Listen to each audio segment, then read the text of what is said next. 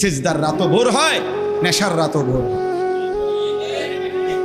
হ্যাঁ, আজ রাত যে যুবক আল্লাহকে সিজদা দেয় তারও ভোর হয়, যে মদের নেশায় পড়ে থাকে তারও কি হয়ে যায়, ভোর। স্বার্থপর এই দুনিয়া যুবক, নওজওয়ান মনে রাখো, স্বার্থপর এই দুনিয়া কারো কথা মনে রাখে না, কারো জন্য থেমে থাকে না।